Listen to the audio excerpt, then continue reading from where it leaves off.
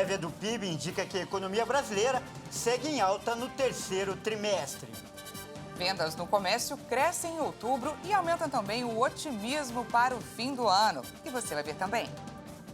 Pix completa 2 anos e já é usado por 70% dos brasileiros que têm conta em banco. Carro elétrico da Tesla perde o controle e deixa 2 mortos e 3 feridos na China. Seleção brasileira já está na Itália para começar a preparação para a Copa do Mundo. Neymar é o grande ausente no primeiro dia dos trabalhos. E hoje é o Dia Mundial de Combate ao Diabetes. Brasil é o 5º país do mundo que mais sofre com a doença. Essas e outras notícias você confere a partir de agora. Olá, muito boa tarde, seja muito bem-vindo. Nós estamos ao vivo, agora são 13 horas e 3 minutos pelo horário de Brasília. Boa tarde para você, Daniela Paris. Boa tarde, Kleber Werneck. Boa tarde, é claro, a você que nos assiste. Vamos juntos conferir o que é notícia no Brasil e no mundo nesta segunda-feira, véspera de feriado.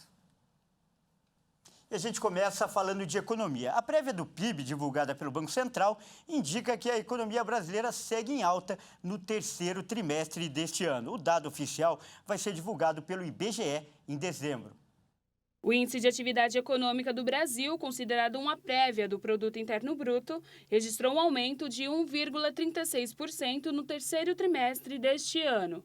O PIB é a soma de todos os bens e serviços produzidos no país e serve para medir a evolução da economia. Quando o PIB cresce, significa que a economia vai bem e produz mais. Se o PIB cai, quer dizer que a economia está encolhendo e o consumo e o investimento total é menor. Segundo o Banco Central, para este ano, o mercado financeiro estima uma alta de 2,77% para o PIB. Já para 2023, a expectativa é de um crescimento menor, de 2,70%. Já o Ministério da Economia projetou em setembro um crescimento de 2,7% para a economia brasileira em 2022 e uma expansão de 2,5% para o ano que vem. O resultado oficial do período, medido pelo IBGE, vai ser divulgado no início de dezembro. O comércio varejista está otimista neste fim de ano e já registrou alta nas vendas reais em outubro. A receita do setor subiu mais de 10%. As vendas no varejo brasileiro cresceram 1% em outubro, na comparação com o mesmo mês de 2021. O índice Cielo do varejo ampliado apurou também que a taxa da receita de vendas pelo comércio registrou alta de 10,5%. Segundo o indicador, o comércio segue em recuperação pelo 12º mês seguido. A estimativa é que as vendas de bens duráveis, que tiveram 5 meses de baixa, também devem crescer neste fim de ano. O pagamento do 13º, juntamente com as políticas de transferência de renda, a Black Friday, a COP e as festas de fim de ano, devem estimular as compras e a injeção de mais recursos na economia brasileira. E atenção para essa notícia, falta um mês para o fim do prazo do saque extraordinário do FGTS. Cerca de 8 bilhões de reais ainda estão disponíveis para o resgate. Se a retirada não for realizada, os recursos vão voltar para a conta que está vinculada no fundo. Cerca de 12 milhões de trabalhadores não realizaram o saque extraordinário do Fundo de Garantia por Tempo de Serviço. Com isso, 8 bilhões de reais ainda estão disponíveis para serem sacados. Vale lembrar que o valor pode ser sacado até o dia 15 de dezembro. Depois dessa data, o dinheiro que não foi resgatado retorna para as contas do fundo. Quem ainda não recebeu o crédito do saque extraordinário do FGTS de forma automática tem até o dia 15 de dezembro para fazer a solicitação pelo aplicativo FGTS. Todos os trabalhadores com saldo disponível no fundo têm direito ao saque de até R$1.000. O crédito é feito de forma automática na conta do aplicativo Caixa Tem em nome do trabalhador. Caso a pessoa tenha mais de uma conta no FGTS, o saque deve ser feito primeiro das contas relativas a contratos de trabalho extintos, com início pela que tiver o menor saldo. Em seguida, as demais contas vinculadas com início também pela que tiver o menor saldo. Esta semana, o Pix completa 2 anos de existência. A ferramenta já é usada por 70% dos brasileiros que têm conta em bancos. Quem traz para a gente mais detalhes é a repórter Bruna de Jaimo.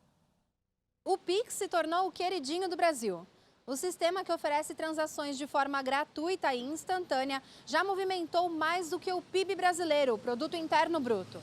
Segundo dados do Banco Central, mais de 130 milhões de pessoas físicas já fizeram pelo menos uma transferência bancária desde novembro de 2020, quando o Pix foi criado, Isso é cerca de 70% da população que tem conta em banco.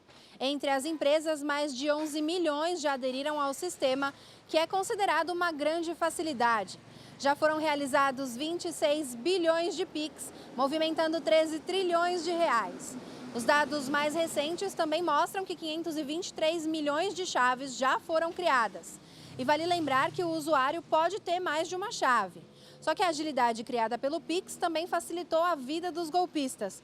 E o grande desafio do Banco Central e das instituições financeiras nesses 2 anos tem sido elaborar medidas para aumentar a segurança do usuário. O Pix é a ferramenta mais utilizada de transferência entre bancos aqui no Brasil. Tanto é o sucesso que tem novidade vindo por aí. O sistema já pretende expandir para outros países e Estados Unidos e Canadá já procuram desenvolver uma ferramenta parecida com a nossa. E a COP27 deve atrasar o andamento da PEC da transição no Congresso Nacional. E o motivo é que 33 parlamentares, sendo 20 deputados e 13 senadores, vão ao Egito para participar do evento da ONU. A equipe de transição do presidente eleito Luiz Inácio Lula da Silva havia prometido apresentar a proposta de emenda constitucional à PEC da transição na próxima quarta-feira, mas a tendência é que o projeto fique para depois do dia 21 de novembro. E o motivo, além do feriado prolongado da Proclamação da República, é a Cúpula do Clima das Nações Unidas, a COP27, que acontece no Egito. O evento vai causar muitas ausências no Congresso Nacional. Ao todo, 33 parlamentares, sendo 20 deputados e 13 senadores, estarão em missão oficial na COP27. E alguns deles estão com retorno previsto apenas para o dia 21 de novembro. O requerimento para a participação no evento, que começou no último dia 6, foi aprovado em plenário da Câmara e do Senado. Na comitiva está o presidente do Congresso Nacional, o senador Rodrigo Pacheco, que é nome cotado pela equipe de transição do PT para abrir a lista de assinaturas da PEC da transição. Para aprovação de uma PEC, é necessário o aval de 3/5 dos senadores, ou seja, 49 dos 81 votos possíveis, e também dos deputados. Nesse caso, são 308 votos entre 513. E a votação acontece em 2 turnos. A proposta precisa começar por uma das casas, e no caso da transição, a previsão é começar pelo Senado. A PEC está sendo elaborada pela equipe de transição para garantir o cumprimento em 2023 de promessas de campanha do presidente eleito, entre as quais o pagamento do auxílio de R$ 600 e o aumento no valor do salário mínimo. O presidente eleito embarcou nesta manhã rumo ao Egito para participar da COP27. Na agenda de Lula estão previstos encontro com o governador da Amazônia, pronunciamento na ONU, além de reuniões com chefes de Estado. Também há expectativa de que sejam anunciados nesta viagem os nomes dos ministros do Meio Ambiente e dos povos originários. 2 ministérios podem ser definidos durante a COP27, que acontece em Sharm el-Sheikh, no Egito. A expectativa é que Lula anuncie os futuros ministros do Meio Ambiente e também para a pasta dos povos originários. O presidente eleito também pode anunciar uma revisão das políticas ambientais do Brasil e a criação de uma nova autoridade climática nacional. O objetivo será coordenar os trabalhos dos ministérios e agências para combater o aquecimento global. De acordo com a agenda de Lula, na quarta-feira, ele participará do evento Carta da Amazônia, uma agenda comum para a transição climática. Ele estará acompanhado de 6 governadores que têm em seus territórios a floresta amazônica e também o Pantanal. Ao 12h15, no horário de Brasília, Lula faz seu pronunciamento na COP27, na área da ONU. A expectativa é de que essa viagem possa definir o futuro político de Fernando Haddad no governo Lula. O nome de Haddad, que foi candidato ao governo de São Paulo, é cotado para o Ministério da Fazenda, que deve ser recriado em janeiro. Mas ele também é ventilado para outras pastas, como planejamento, infraestrutura e relações exteriores. E veja a seguir, sem Neymar, seleção brasileira começa os treinos na Itália para a Copa do Mundo. E você vai ver também as imagens impressionantes de um carro elétrico descontrolado na China. 2 pessoas morreram e 3 ficaram feridas após serem atropeladas. Nós voltamos já.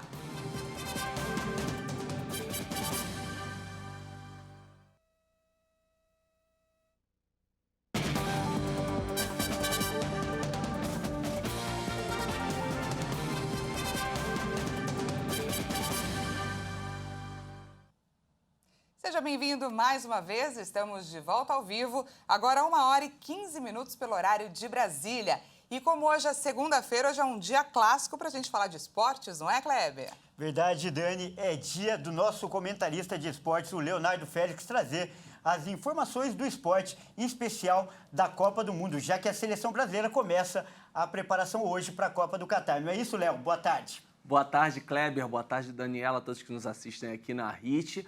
21 jogadores brasileiros que atuam no futebol europeu chegaram nessa segunda-feira a Turim, na Itália, local da apresentação da seleção para a Copa. Mas o Neymar e o Marquinhos tiveram problemas com o voo que sairia de Paris e vão perder o primeiro treino de preparação para o Mundial. Os jogadores do Paris Saint-Germain tiveram que trocar de aeronave da França para a Itália e irão se atrasar para a chegada à concentração da seleção. Os demais atletas que jogam na Europa chegaram à Itália em 3 voos fretados. Daqui a pouco, a seleção brasileira terá a primeira atividade no CT da Juventus. O centro de treinamento do clube italiano vai hospedar a seleção brasileira, que ficará em um hotel dentro do complexo. A delegação tem 105 dos 138 quartos reservados. A programação da comissão técnica prevê 9 treinos antes da estreia contra a Sérvia, no dia 24 de novembro. 5 serão em solo italiano, até a ida para o Catar, na sexta-feira, dia 19. Em Doha, todos os trabalhos serão no estádio Grand Hamad, até a véspera da primeira partida no Mundial. E chegou a hora do Boletim Esquenta Catar 2022, que traz informações e curiosidades da Copa do Mundo. Você sabia que o Aeroporto Internacional de Hamad, em Doha, é o melhor do mundo? É isso aí. De acordo com o World Airport Awards, uma premiação britânica especializada em mercado de aviação, não há aeroporto mais luxuoso no planeta do que o terminal da capital do Catar. Com uma arquitetura surpreendente, ele abriga obras de arte e jardins que incrementam a viagem de quem passa por ali. Isso deve ao investimento pesado que o governo do Catar fez na Companhia Aérea Nacional, que acabou refletindo também na infraestrutura do local de pousos e decolagens.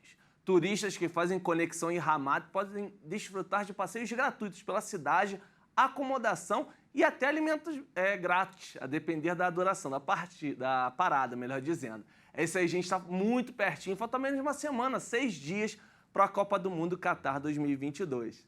E um outro grande evento mundial anunciou novidades hoje. O comitê organizador dos Jogos Olímpicos e Paralímpicos Paris 2024 divulgaram os mascotes das competições. Desta vez, os simpáticos personagens não serão animais. Os barretes frígios, uma espécie de gorro, símbolos da Revolução Francesa, serão os mascotes das Olimpíadas e Paralimpíadas de 2024. Segundo o presidente dos Jogos de Paris, Tony Estanguet, a palavra revolução incorpora a verdadeira identidade francesa.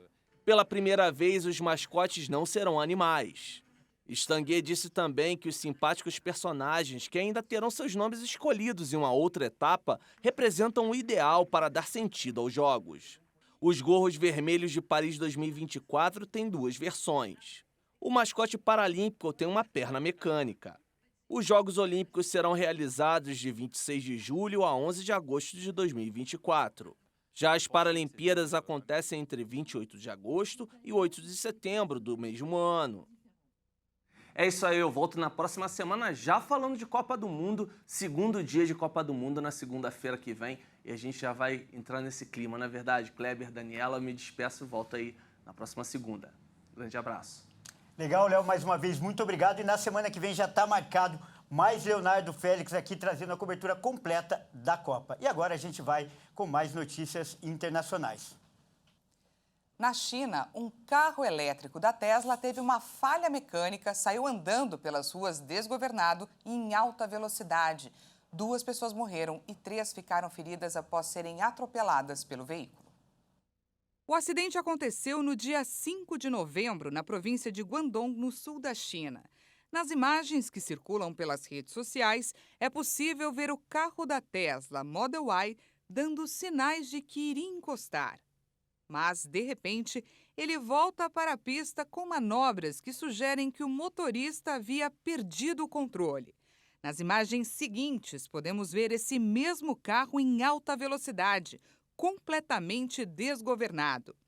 De acordo com a imprensa local, 2 pessoas morreram, um motociclista e uma universitária, e 3 ficaram feridas após o motorista, de 55 anos, ter tido problemas com o pedal do freio quando estava prestes a encostar na frente da loja da sua família.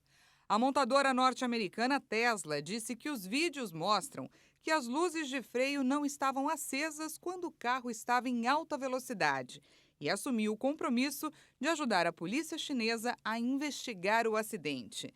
A China é o segundo maior mercado desta montadora. E a gente fala agora do conflito no leste europeu. O presidente da Ucrânia, Volodymyr Zelensky, visitou nesta segunda-feira a cidade de Kherson, no sul do país. A visita teve como objetivo comemorar a retomada da região que estava sob controle dos russos. Zelensky afirmou que a visita tem o objetivo de despertar a emoção e a energia entre os civis e os militares ucranianos que estão em Kherson. O presidente ucraniano se definiu como um motivador.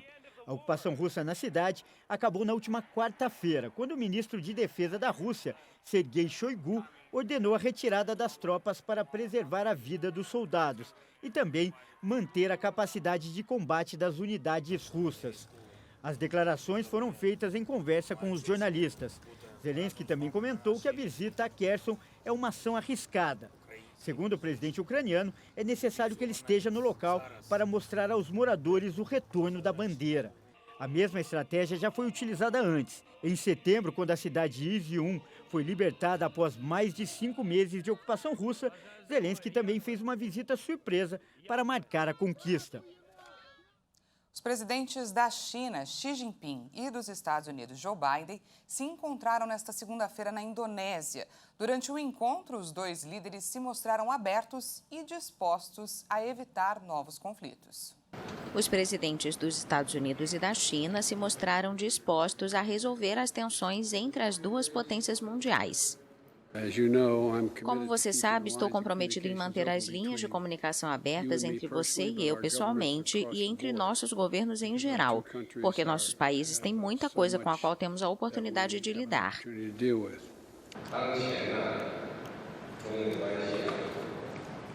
A situação atual que a relação China-Estados Unidos está enfrentando é uma preocupação para todos nós. Essa situação não está de acordo com o interesse dos povos de nossos países, nem atende às expectativas da sociedade internacional.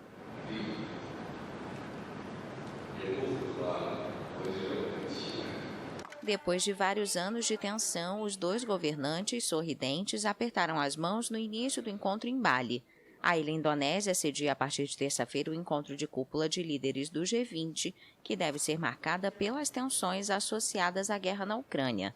As mensagens conciliadoras de Biden e Xi contrastam com as múltiplas disputas registradas entre as 2 potências nos últimos anos. Guerra comercial, origem da pandemia de Covid, direitos humanos na China e o status de Taiwan. E atenção a essa notícia. Hoje é o Dia Mundial do Diabetes. Uma data que nós brasileiros temos que lembrar com muita preocupação. Afinal, o Brasil é o 5º país do mundo que registra mais casos da doença. A estimativa é de que 17 milhões de pessoas lutem contra o problema no nosso país, Dani. Pois é, um número extremamente alto, né? E esse número pode ser ainda maior, já que essa é uma doença silenciosa. Quase metade das pessoas que têm o tipo mais comum de diabetes nem sabe da presença dela. E quando descobre, muitas vezes é tarde demais. Vamos conferir na reportagem da Maria Clara Leite. Apenas 6 anos de idade e o diagnóstico de diabetes. Uma notícia que pegou a família da Gabriela de surpresa. Foi tudo muito novo, tudo muito assustador. Não se tinha conhecimento muito aprofundado em medicamentos de ponta, mas a maioria conhecia as consequências da doença.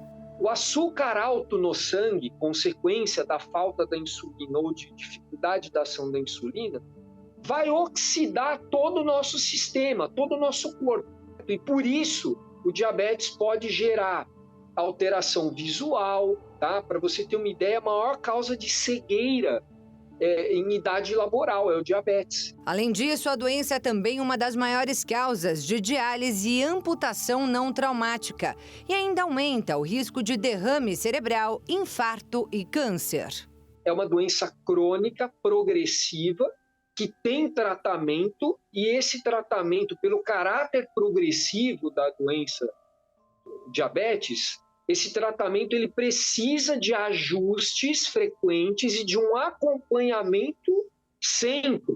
A boa notícia é que, se a pessoa que tem diabetes fizer o segmento direitinho, o tratamento adequado para a glicose, para a pressão, para colesterol, essa pessoa, se fizer isso desde o começo, essa pessoa vive tanto quanto uma pessoa que não tem diabetes. Essa é a boa notícia. Gabriela segue à risca todas as orientações médicas e diz que hoje leva uma vida normal, como qualquer outra jovem da idade dela.